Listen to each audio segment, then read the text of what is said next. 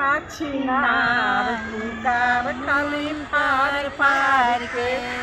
रे समधी का बहना पुकार पुकार खाली फार फार के आजमगढ़ में खाली बनारस में खाली आजमगढ़ में खाली बनारस में खाली जाके कलकत्ता में देखा पुकार खाली फार फार के जाके कलकत्ता देखा पुकार खाली फार फार के अरे दुल्हा